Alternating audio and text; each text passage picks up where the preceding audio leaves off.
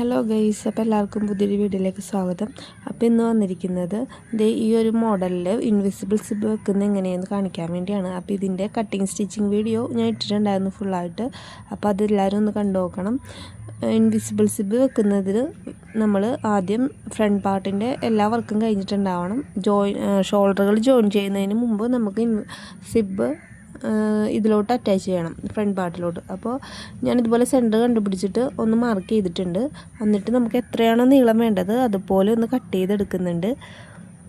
നിങ്ങൾക്ക് എത്രയാണോ വേണ്ടതെന്ന് വെച്ചാൽ അത്ര അളവിൽ തന്നെ കട്ട് ചെയ്ത് താഴത്തോട്ട് കട്ട് ചെയ്തെടുക്കണം.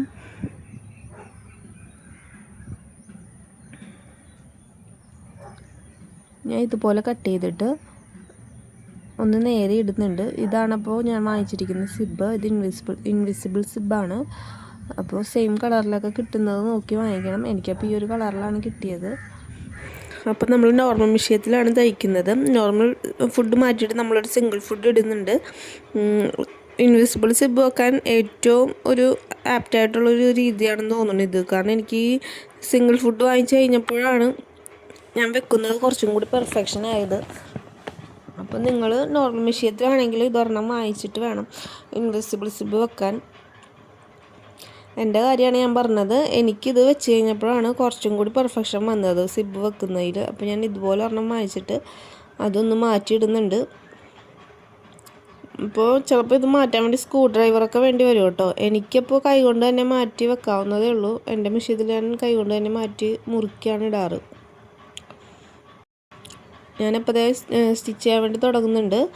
നമ്മുടെ ടോപ്പിൻ്റെ നല്ല വശത്തോട്ട് ഈ സിബ് ഇതുപോലെ വെക്കണം. ഇതുപോലെയാണ് സിബ് കിടക്കുന്നത്. എന്നിട്ട് ഒന്ന് ഓപ്പൺ ചെയ്തിട്ട് നല്ല വശത്തോട്ട് ഇതുപോലെ തിരിച്ച് വേണം ഇടാൻ വേണ്ടി. മനസ്സിലായെന്ന് തോന്നുന്നു. ഇങ്ങനെയാണ് സിബ് കിടക്കുന്നതെങ്കിൽ നമ്മൾ ഇതുപോലെ ആ സെൻറ്റർ വശം അപ്പുറത്തെ സൈഡിലോട്ട് വരണം. കണ്ടോ, ഇതുപോലെ പിരിച്ച് അപ്പുറത്തോട്ട് കൊണ്ടുവരണം. സിബിൻ്റെ ആ സെൻറ്റർ വശങ്ങൾ നമ്മുടെ അപ്പുറത്തെ സൈഡിലോട്ട് ഇതുപോലെ വരണം. അപ്പോൾ സ്റ്റിച്ച് ചെയ്യുമ്പോൾ അങ്ങനെ ചെയ്യരുത്. ഇതുപോലെ തിരിച്ചിട്ടിട്ട് വേണം ചെയ്യാൻ. സിബ് എങ്ങനെയാണോ കിടക്കണം അതുപോലെ സിബ് സ്റ്റിച്ച് ചെയ്യാണ്ട് ഒന്ന് പിരിച്ച് അപ്പുറത്തെ സൈഡിലോട്ട് ആക്കണം.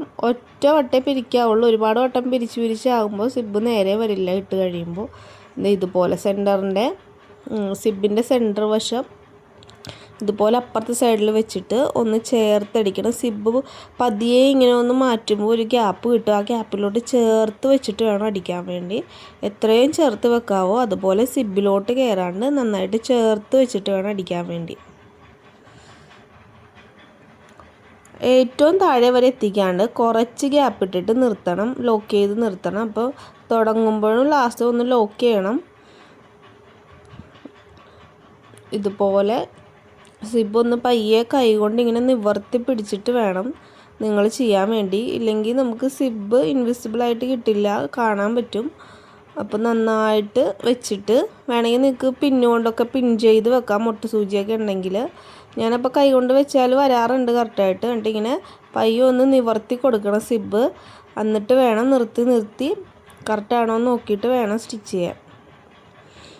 വിടർത്തി കൊടുത്താലേ കണ്ടോ, ഇതുപോലെ കൈകൊണ്ട് ഒന്ന് നിവർത്തി കൊടുക്കണമെങ്കിൽ നമുക്ക് സിബിൻ്റെ ആ ഇത് ഉള്ളിലോട്ട് വരുള്ളൂ.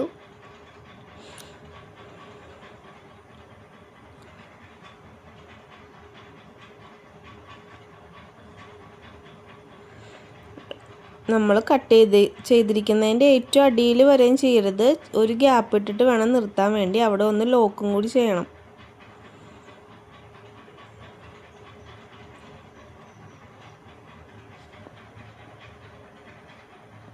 അതുകൊണ്ട് നമുക്ക് ഇതുപോലെ ഒന്ന് സിബ് നേരെ പിടിച്ചിടുമ്പോൾ കറക്റ്റായിട്ട് വന്നിട്ടുണ്ടാവും. കണ്ടോ, ഇതുപോലെയാണ് വരേണ്ടത്.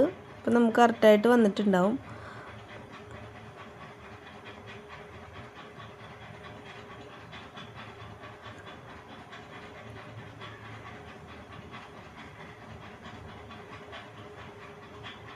നമുക്കിത് ഈ വശം അപ്പോൾ ഉള്ളിൽ ഞാനൊരു ഗ്യാപ്പ് ഇടണമെന്ന് പറഞ്ഞില്ല. ആ ഗ്യാപ്പിൽ കൂടി നമുക്ക് ഉള്ളിലോട്ട് എടുക്കാം.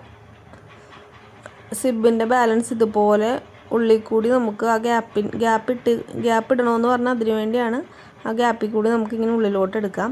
അപ്പോൾ അവിടെ ഒരു ഹോള് പോലെ ഉണ്ടാവും. അത് നമുക്ക് ബാക്കിൽ നിന്ന് സ്റ്റിച്ച് ചെയ്ത് കൊടുക്കണം, ഇല്ലെങ്കിൽ ഫ്രണ്ടിൽ ആ ഹോള് കാണാൻ പറ്റും കേട്ടോ. ഉള്ളിൽ നിന്ന് വേണം അത് സ്റ്റിച്ച് ചെയ്ത് കൊടുക്കാൻ വേണ്ടി.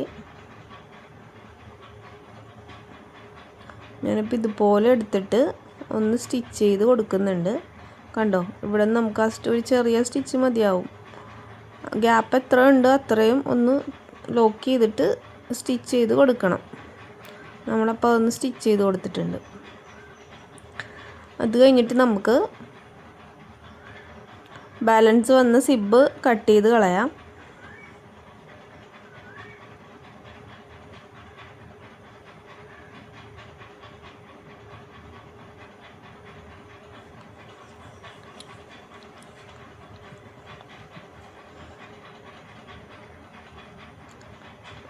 ഇപ്പോൾ ഇത് നന്നായിട്ട് തന്നെ വന്നിട്ടുണ്ട് കേട്ടോ. സിബ് ഇൻവിസിബിളായിട്ട് തന്നെ നല്ല ഭംഗിയിൽ വന്നിട്ടുണ്ട്. അതിനുശേഷം നോക്കാം, മേളത്തെ ഇതൊന്ന് കട്ട് ചെയ്ത് കളയണം. സിബിൻ്റെ ബാലൻസ് അവിടെ ഒരു ഉരുക്കിയ പോലത്തെ ഒരു ഭാഗം ഉണ്ടാവും. അതിന് മേളിൽ വെച്ചിട്ട് വേണം കട്ട് ചെയ്യാൻ, അല്ലെങ്കിൽ സിബ് മേളിലോട്ട് ഊരിപ്പോവും. ഉരുക്കിയ വശം അവിടെ വേണം.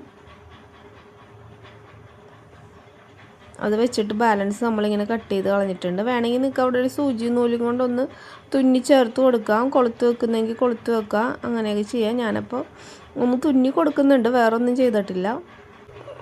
ഇൻവിസിബിൾ സിബ് വെച്ച് കഴിഞ്ഞിട്ടുള്ള ഫൈനൽ ലുക്ക് ഇതാണ്. നിങ്ങൾക്ക് ഇഷ്ടപ്പെട്ടിട്ടുണ്ടെങ്കിൽ ഒന്ന് ലൈക്ക് ചെയ്യണം. അതുപോലെ ആദ്യമായിട്ടാണ് കാണുന്നതെങ്കിൽ നിങ്ങൾ ഒന്ന് സബും കൂടി ചെയ്ത് തന്നെ ഒന്ന് സപ്പോർട്ടും കൂടി ചെയ്യണം. ഇതുപോലത്തെ നല്ല വീഡിയോസ് ഞാൻ ഒരുപാട് ഇതിനു മുമ്പ് ഇട്ടിട്ടുണ്ട്. ഈ ഫ്രോക്ക് നൈറ്റിയുടെ കട്ടിങ്ങും സ്റ്റിച്ചിങ് വീഡിയോ ഫുള്ളായിട്ട് ഇട്ടിട്ടുണ്ട്. അതും കൂടി ഒന്ന് കണ്ടിട്ട് എന്നെ ഒന്ന് സപ്പോർട്ടും കൂടി ചെയ്യണേ.